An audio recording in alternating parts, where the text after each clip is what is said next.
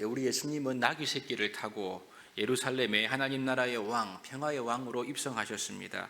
예수님께서 예루살렘에 들어오신 이유는 로마 제국처럼 세상적인 힘과 권세로 다스리는 나라가 아니라 자기 목숨을 많은 사람들의 대성물로 주기 위해서 이렇게 오게 되신 거죠. 그런 예수님께서 예루살렘에 입성하셔서 가장 먼저 하셨던 일이 바로 오늘 본문에 기록되어 있는 사건입니다. 성전에서 매매하는 사람들 그리고 환전산들을 다 내쫓으신 그런 사건을 우리가 함께 읽는 거죠. 소위 성전 정화 혹은 성전 청결이라고 불리는 사건입니다. 이 마가복음서의 기록에 보면 예루살렘 입성과 오늘 본문에 기록된 성전 정화의 사건 사이에는 하루라는 시간적인 간격이 있는 것을 알 수가 있습니다. 따라서 이 사건은 예루살렘에 입성하고 난 그 다음 날에 하나님 예수님께서 행했던 사건임을 우리가 알 수가 있죠.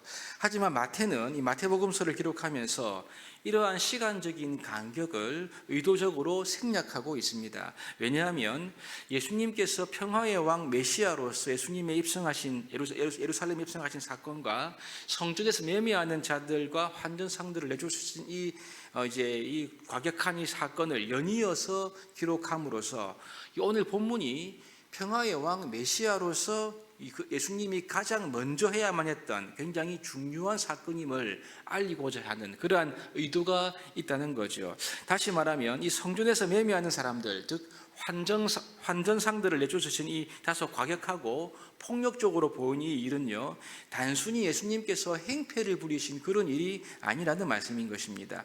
평화의 왕 메시아로서, 즉 메시아의 권위와 오직 메시아만이 할 수 있는 그러한 의미가 있는 굉장히 중요한 사건임을 우리에게 말씀하고 있습니다. 그럼 여러분, 이 성전에 하나님께서 이렇게 예배하는 그런 곳인데 이곳에 왜 장사하는 사람들이 있었을까요? 예수님 당시 성전은 헤롯 성전이라고 불리는 성전이었습니다. 헤롯 대왕이 유대인들을 위해 지어준 그러한 성전이었죠. 아시는 대로 이 성전은 지성소, 성소, 뜰이라는 삼중적인 구조로 되어 있는데 이 가운데 헤롯 성전은 이 뜰이 여러 가지로 구분되어 있었습니다. 첫 번째는 이제 우리가 아시는 대로 번제단과 물두멍이 있는 제사를 지내는 곳이죠. 이곳은 제사장의 뜰이었고, 두 번째는 이스라엘의 뜰이라고 있는 이것은 유대인 남성만 들어갈 수 있는 장소였습니다. 셋째는 여인의 뜰인데 이곳은 유대 남자가 다 갈 수 있는데 오직 여인들은 여기까지만 갈 수가 있는 것이었고, 마지막이 이방인의 뜰이었습니다. 이곳은 이방인을 포함한 모든 사람들이 들어올 수 있는 뜰이었습니다.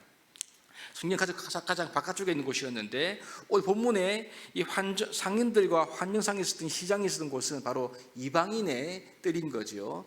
이곳은 이방인들이 하나님께 나올 수 있는 유일한 장소였습니다. 예수님 당시 바로 여기 이방인의 뜰에서 이러한 성전에 쓸 재물을 판매하는 그런 시장이 섰던 것을 우리가 알 수가 있습니다. 여러분, 왜 여기에 시장이 있는 것일까요? 그것은 유월절 같은 이런 민족의 큰 절기가 되면 사람들은 제사에 쓸 짐승이 필요했습니다. 그런데 이 먼 곳에서부터 오는 사람들은 자기가 쓸 짐승을 가지고 오는데요, 그러다 보면 오는 도중에 이 짐승에 흠이 생기는 경우가 있었던 거죠. 그러면 흠이 있으면 율법의 규정에 의해서 그 짐승은 제물로 적합하지 못했습니다. 그래서 다시 짐승을 준비할 필요가 있는데 이를 위해서 이러한 상황 때문에 편의를 위해 이 성전에 이방인의 뜰에서 재물을 위한 시장이 세워지게 된 거죠.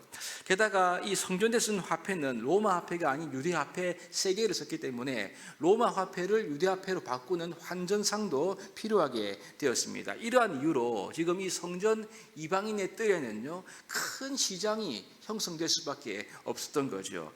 예수님 당시 이 예루살렘에 들어가는 시기는 이때는 지금 유월절 절기를 앞둔 때였는데요, 기록에 의하면 유월절에 바쳐지는 짐승의 규모가 자그마치 25만 마리가 넘었다고 합니다. 어마어마한 규모지요. 실로 엄청난 수익이 보장되는 그러한 시장이 지금 예루살렘 성전 이방인의 뜰에 세워진 것을 우리가 알 수가 있습니다. 여러분, 그런데 사실 이 제도 자체는 잘못된 것이 아닙니다. 적당한 수수료와 적정한 금액에 판매가 된다면 이것은 먼 곳에서부터 오는 사람들에게 도움이 되는 그러한 시장이었겠죠. 하지만 문제는 이 시간이 지나면서 이 시장이 엄청난 폭리를 취하는 그러한 시장으로 바뀌게 되었다는 점에 있습니다. 예를 들면 일반 시장에 가면 5만 원 살 수 있는 재물을 여기에 오면요 30만 원 이상으로 살 수밖에 없는 거죠. 게다가 여러분 성전에 사지 않고 집에서 가져오면 검역관들이 괜히 트집을 잡습니다. 그래서 그 재물을 못 쓰게 하는 거죠. 그래서 다시 비싼 돈을 주고 성전에서 판매한 제품을 사도록 강요를 당한 것입니다. 결국 여러분 울며 겨자 먹기로 비싸도 여기 와서 살 수밖에 없는 그러한 구조가 되어버리는 거죠. 문제는 대제사장들과 종교 지도자들 사이와 이들과 상인들 사이에 결탁이 있는 것입니다. 그래서 이런 폭리를 취하는 부정부패의 중심에는 종교 지도자들이 있었다는 것을 우리가 알 수가 있는 거죠. 그러므로 내 집은 만민이 기도하는 집이 되어야 할 이 성전, 하나님께 온전한 예배와 제사를 드려야 할 이 성전이 종교 지도자들과 또 상인들이 폭리를 취하는, 즉 자신들의 재산을 불리는 그러한 강도의 소굴로 바뀌어 버리는 것이 바로 이때의 현실이었던 것입니다. 여러분 화려한 헤롯 성전, 겉으로 볼 때는 번지르르하지만 그 속은 지금 완전히 썩어 문드러져 있는 것을 보게 되는 거죠. 예수님께서는 이러한 이유로 지금 성전에서 장사하는 상인들과 환전상들의 그 상을 엎어버리면서 그들을 내쫓고 계신 것입니다. 여러분 이러한 예수님의 행동 속에는 본래의 기능을 잃어버린 이 성전을 향한 심판이 내포되어 있는 거죠. 여러분 이 점은 우리가 좀 진지하게 묵상해 보아야 할 부분입니다. 성경은 우리의 몸을 가리켜 하나님의 성전이라고 말씀하고 있지 않습니까? 만일 우리 역시 겉으로는 번지르르하고 화려한데 우리의 속은 썩어 문드러져 있어서 강도의 소굴이 되어 있다면 어떻겠습니까? 겉으로 볼 때는 신앙생활을 잘하는 것 같습니다. 하지만 여러분 속에는, 내면은 그렇지 않는 거죠. 사람들에게 보이는 부분은 중요하게 여기는데 우리 사람들에게 보이지 않는 우리의 내면에는 더러운 욕심과 세상적인 이익을 추구하는 그러한 추악한 모습만 있다고 한다면 여러분 우리가 예수 그리스도를 믿는 성도로서 하나님의 성전으로서 바르게 기능할 수 있겠습니까? 그렇지 않죠. 오늘 이 본문의 헤롯 성전과 우리의 모습에는 조금도 차이가 없을 수 있다 이 말씀인 겁니다. 만일 우리가 이러한 이중적이고 위선적인 태도로 신앙생활을 계속해 나간다고 한다면, 회개치 않는다면 여러분 우리는 중심을 감찰하시는 그 하나님 앞에서 심판을 면할 수 없다는 이 사실을 알고 경각심을 가져야 할 것입니다. 지금 이 성전을 깨끗게 하시는 예수님의 행동은 당시 헤롯 성전과 종교 지도자들을 향한 심판의 의미와 더불어서 십자가와 부활로 완성된 그 복음의 은혜로 인하여 참된 성전의 시대를 열겠다는 그 예수님의 의지가 담겨 있는 그러한 말씀입니다. 요한복음서를 보시면 이 성전 청교를 다루는 문맥에서 예수님께서 이렇게 말씀하시는데요, 이 성전을 허물면 내가 사흘 만에 다시 세우겠다는 말씀하십니다. 이 말씀은 성전된 자기 육체를 가리킨다 이렇게 말씀하고 있죠. 즉 사흘 만에 세울 성전은 예수님의 몸을 가리키는 것이다, 이렇게 우리가 이 말씀을 이해할 수가 있습니다. 지금 부패하고 기능을 상실해버린 이 헤롯 성전은요 심판받게 되겠지요. 그 주 70년에 완전히 망하지 않습니까? 예수님을 비롯한 참된 예수님의 몸으로 인한 참된 성전이 세워지게 될 것을 주님께서 예고했던 것입니다. 여러분 이러한 점을 보여주는 사건이 오늘 본문의 14절인데요 보시면 이렇습니다. 맹인과 저는 자들이 성전에서 예수께 나아오매 고쳐주시니.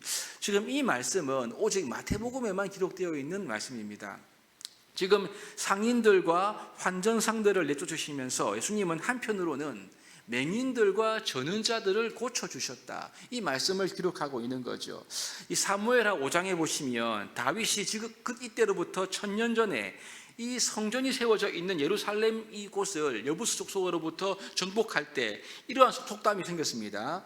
눈먼 사람과 다리 저는 사람은 하나님의 집에 들어올 수가 없다, 이 속담이 생기는 것을 알 수가 있죠. 여러분 이 말은 지금 이제 눈먼 자들과 다리 저는 사람들은 하나님의 성전의 집에 합당하지 않다는 그러한 의미인데요, 지금 다윗의 자손으로 오신 예수님께서 하나님의 집, 즉 예루살렘 성전에서 눈먼 사람과 다리 저는 사람을 고쳐주신 있는 것을 기록하고 있는 것입니다.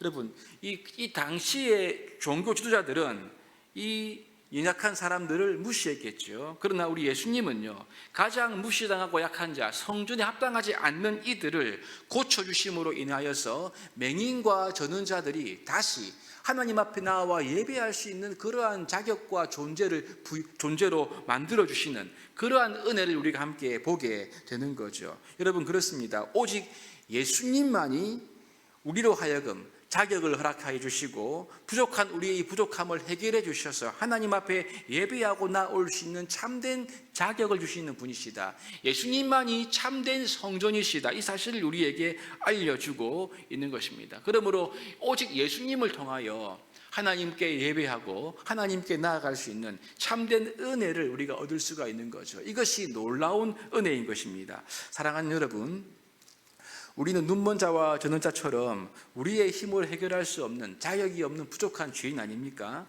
우리의 부족함을 온전히 고치시고 회복하실 수 있는 분은 오직 한 분이신 참된 성전이 되시는 예수님이심을 믿어야 합니다. 우리는 이 예수님을 통해서 우리의 부족함을 넘어서 하나님께 예배할 수가 있고요, 하나님께 나아갈 수 있는 은혜를 얻을 수가 있는 겁니다. 이 새벽에 우리가 이 말씀을 마음에 담으면서 겉과 속에 다른 이중적인 모습과 태도가 있다면 이것을 십자가 앞에 내려놓기를 원합니다. 그리고 자격이 없는 우리들에게 자격을 부여해 주시고 또 우리의 부족함을 온전히 회복해 주셔서 하나님께 나아가게 하시는 하나님의 놀라운 은혜를 날마다 의지하고 바라봄으로 말미암아 주 예수 그리스도를 통하여 하나님과 연합하고 하나님께 예배하고 하나님 앞에 나아가는 이 귀한 은혜와 복을 누리는 우리 모두가 될 수 있기를 주님의 이름으로 축복합니다.